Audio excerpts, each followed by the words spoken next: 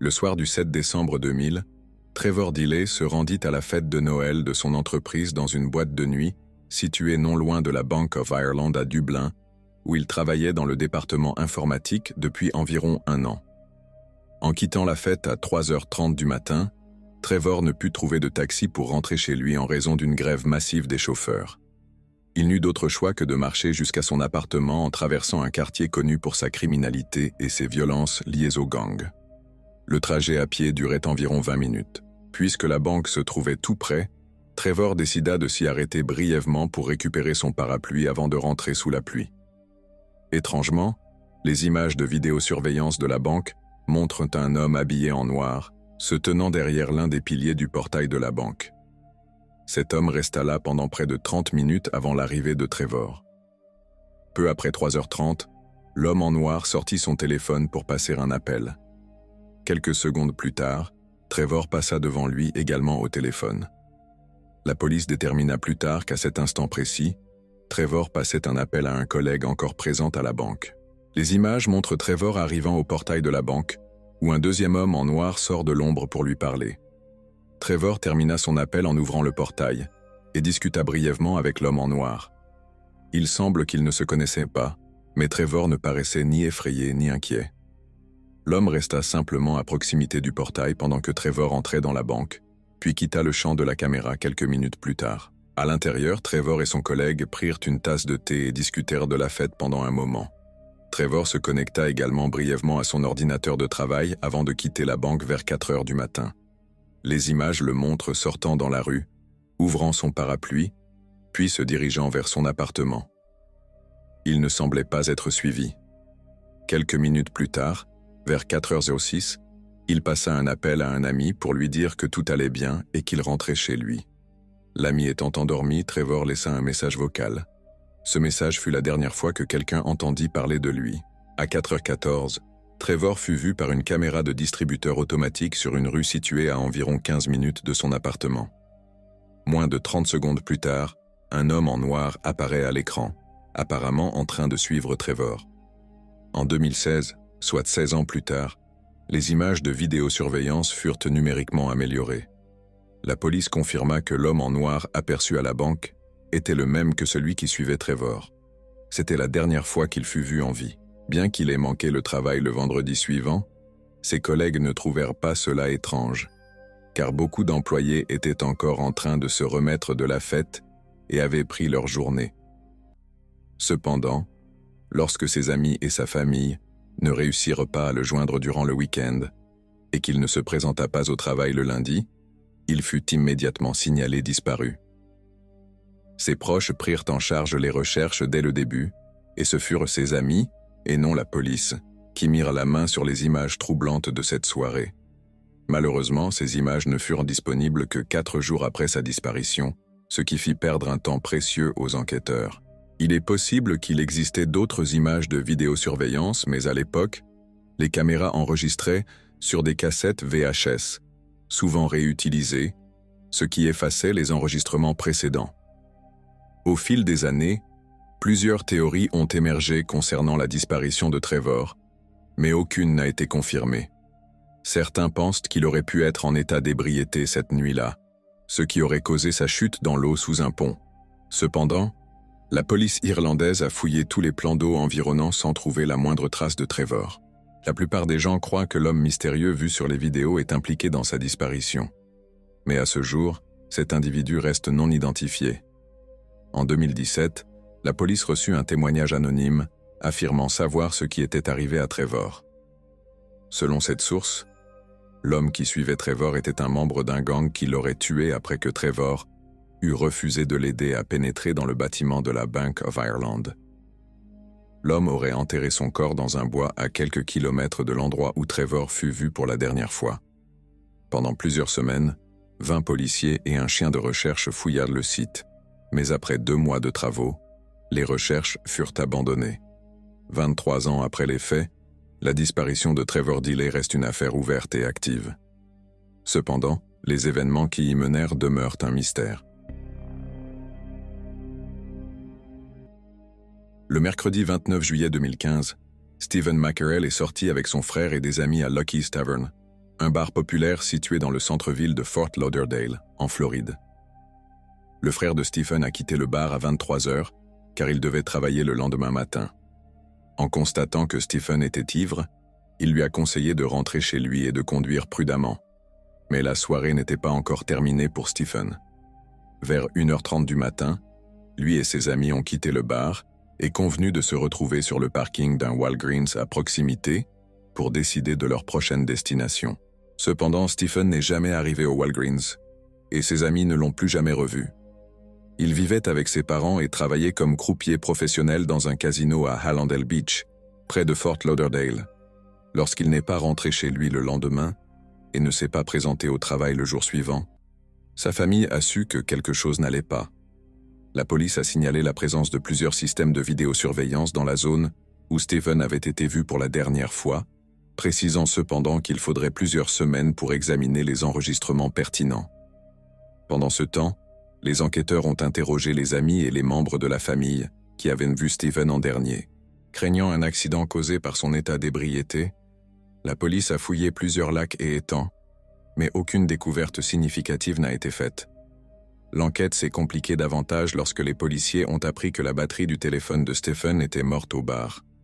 Comme le téléphone n'a jamais été rallumé après cette nuit-là, il était impossible pour la police de l'utiliser pour localiser Stephen. Au moment de sa disparition, Stephen avait 25 ans, une fille d'1 an et une petite amie de longue date avec laquelle il prévoyait de se marier. Ses amis et sa famille affirmaient qu'il n'était pas du genre à abandonner volontairement sa vie sans explication. Malheureusement, certains des éléments découverts au cours de l'enquête suggèrent que sa disparition n'était pas volontaire. 2 semaines après sa dernière apparition, la police a découvert que Stephen avait utilisé sa carte de crédit dans une station-service à Pompano Beach environ 1 heure après avoir quitté le bar. Ce trajet de 24 km entre le bar et la station-service semblait inexplicable. Les images de vidéosurveillance de la station montrent Stephen entrant dans le magasin à 2h26 du matin, visiblement en état d'ébriété, trébuchant dans les allées à la recherche de collation.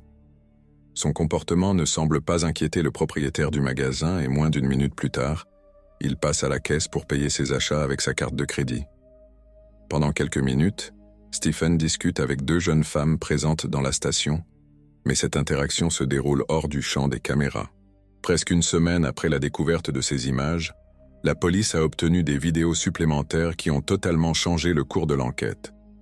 Les images montrent Stephen debout près de sa Ford Fusion blanche de 2013 sur le parking, semblant se disputer avec le conducteur d'une berline argentée non identifiée. Lorsque la voiture argentée s'éloigne, Stephen recule et jette ce qui semble être sa boisson en direction du conducteur. Il fait des gestes avec ses mains avant de monter dans sa voiture. 3 minutes plus tard, la berline argentée revient à la station, cette fois-ci se garant juste derrière la voiture de Stephen. Les intentions du conducteur restent inconnues, mais dès que Stephen démarre sa Ford, la berline argentée le poursuit à toute vitesse. C'est la dernière fois que Stephen a été vu vivant. Tout ce que la police sait du conducteur, c'est qu'il s'agissait d'un homme afro-américain, torse nu, qui était entré dans la station quelques minutes avant l'incident, mais il n'a jamais été identifié. Pendant 8 ans, la police de Fort Lauderdale a cherché la voiture de Stephen. La plaque d'immatriculation n'a jamais été détectée par aucun lecteur, ce qui indique que la voiture n'a probablement pas quitté la région. Les équipes de recherche ont fouillé plus de 20 plans d'eau à la recherche du véhicule, mais sans succès. De manière inquiétante, ces recherches ont permis de retrouver près de 20 autres véhicules dans des lacs, étangs et canaux voisins, certains volés et criblés de balles, mais aucun indice lié à la disparition de Stephen. En 2025, les détectives et enquêteurs ne savent toujours pas si Stephen a eu un accident ou s'il a été victime de quelque chose de bien plus sinistre.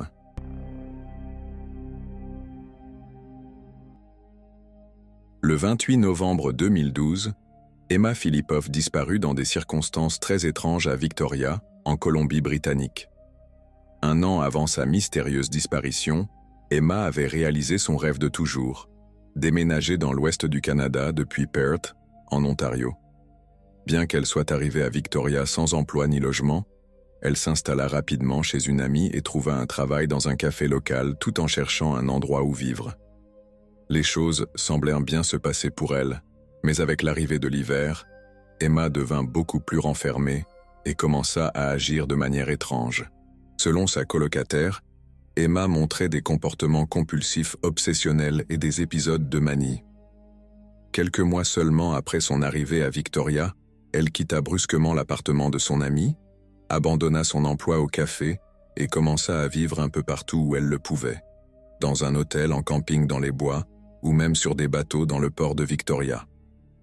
Début 2012, Emma vivait dans un refuge pour femmes à Victoria.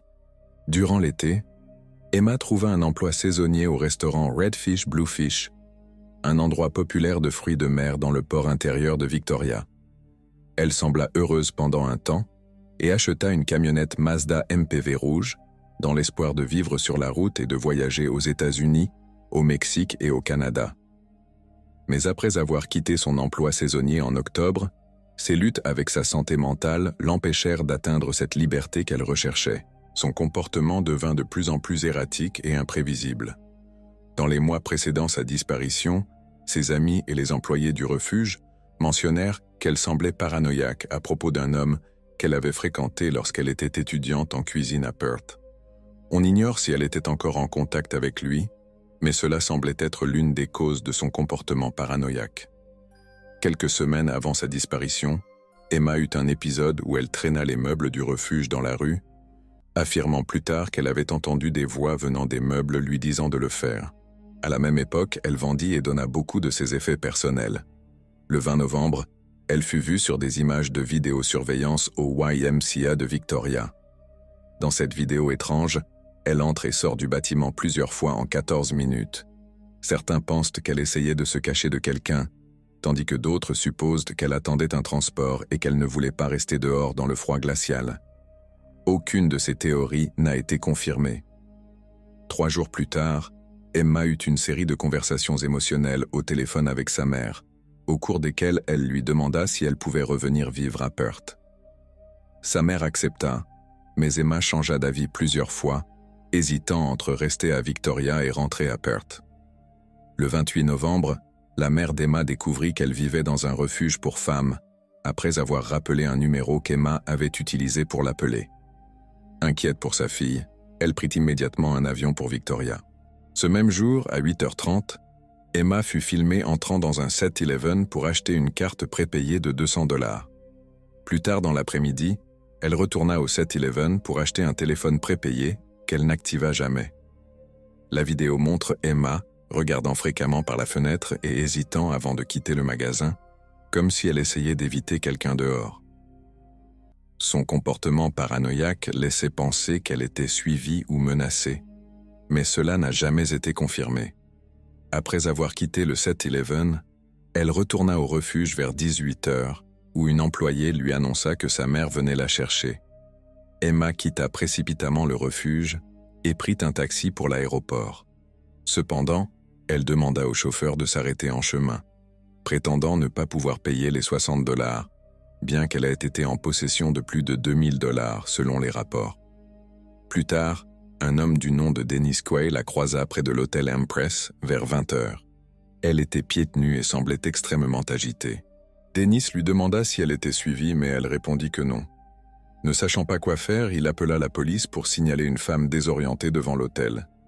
Les policiers arrivèrent et parlèrent à Emma pendant 45 minutes. Étonnamment, ils décidèrent qu'elle ne représentait pas une menace pour elle-même ou pour autrui, et la laissèrent partir. Ce fut la dernière fois qu'Emma fut vue. 3 heures plus tard, la mère d'Emma arriva au refuge, mais sa fille, elle était introuvable. Après avoir signalé sa disparition, les recherches commencèrent. Le lendemain, les enquêteurs trouvèrent la camionnette d'Emma dans un parking d'hôtel, où elle avait payé pour la faire remorquer 3 jours auparavant. À l'intérieur, ils retrouvèrent ses affaires, y compris son ordinateur portable, ses passeports et ses vêtements, suggérant qu'elle envisageait peut-être de rentrer à Perth ou de fuir. Malheureusement, c'est à ce moment-là que l'affaire se refroidit. En 2014, un homme portant une chemise verte entra dans un magasin à Gastown, à environ 75 miles de Victoria, et arracha une affiche offrant une récompense pour retrouver Emma. Il déclara qu'Emma n'était pas disparue, affirmant qu'elle était sa petite amie et vivait avec lui. La police ne réussit jamais à identifier cet homme. 4 ans plus tard, en 2018, un autre homme rapporta avoir vu Emma le lendemain de sa disparition. Il déclara qu'elle se tenait sur le bord de la route pieds nus et trempés et qu'elle semblait nerveuse. Elle lui avait demandé un trajet pour rejoindre un ami à Colwood, mais il ne put la conduire que sur quelques kilomètres avant de la déposer à une station-service. 11 ans après, la disparition d'Emma Filipov reste un mystère. Certains pensent qu'elle a été victime de l'homme en chemise verte, d'autres que ses troubles mentaux ont joué un rôle dans sa disparition. La question de savoir si Emma a quitté l'île ou si elle est toujours en vie demeure sans réponse. La disparition inquiétante de la famille Jamieson en 2009 a attiré l'attention du public et des médias, après que la police a découvert des images troublantes les concernant. En 2009, Bobby et Sherilyn Jamieson vivaient avec leur fille de 6 ans, Madison, à Eufaula, dans l'Oklahoma. Bien qu'ils semblassent mener une vie normale, leur mariage était tumultueux, et la police a longtemps cherché à déterminer si leurs difficultés étaient liées à leur disparition. À cette époque, le couple traversait également des problèmes financiers. Depuis 2003, les Jamieson vivaient grâce à des allocations d'invalidité, après que Bobby avait été victime d'un grave accident de voiture qui lui avait causé des douleurs chroniques au dos. Sherilyn, quant à elle, souffrait de troubles bipolaires, mais elle refusait parfois de prendre son traitement. En 2009, la famille décida de visiter un terrain de 40 acres à Red Oak, à environ 50 km de leur domicile à Eufaula. Ils avaient demandé à inspecter le terrain sans la présence d'un agent immobilier. Les Jamieson avaient expliqué à leurs proches qu'ils prévoyaient de déménager là-bas pour recommencer une nouvelle vie, après avoir retiré leur fille de l'école maternelle en raison d'un désaccord avec l'établissement. Pendant la semaine où ils se rendirent à Red Oak, personne n'eut de nouvelles d'eux. Étant donné qu'ils étaient habituellement très privés et disparaissaient souvent pendant des semaines sans prévenir, leur absence n'inquiéta pas immédiatement. Cependant, 9 jours après leur dernière apparition, des chasseurs découvrirent leur camionnette abandonnée sur un chemin de terre au bord des bois. Quelque chose n'allait clairement pas. À l'intérieur du véhicule, la police trouva un GPS, des téléphones portables, des flacons de médicaments vides, des portefeuilles et 32 000 $ en liquide, un détail étrange étant donné leurs difficultés financières. Plus troublante encore, le chien de la famille fut retrouvé vivant dans le camion, déshydraté et affamé après plusieurs jours enfermé dans le véhicule. La police découvrit également une lettre glaçante de 11 pages écrite par Sherilyn à Bobby, où elle l'accusait de haïr leur fille et d'être un mauvais père. Un passage particulièrement dérangeant disait « Je ne voudrais pas que ma fille soit placée en famille d'accueil à cause de toi, emprisonnée pour tentative de meurtre, et que sa mère soit morte. » À ce stade, il était impossible de savoir ce qui était arrivé à la famille Jamieson. Mais une fois leur disparition confirmée, les recherches commencèrent autour de l'endroit où leur camionnette avait été retrouvée. Pendant 9 mois, une équipe de 400 volontaires, 16 chiens de recherche, des drones, des avions, des chevaux et une unité spécialisée fouillèrent la forêt à leur recherche. Pendant ce temps, la police visionna des images inquiétantes enregistrées par les caméras de sécurité de la maison des Jamieson le jour de leur disparition.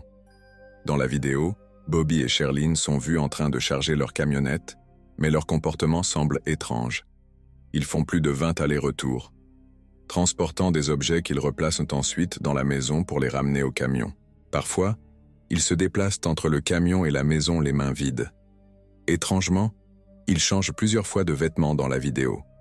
Et bien qu'il soit difficile de discerner les détails en raison de la qualité des images, ils ne semblent jamais interagir.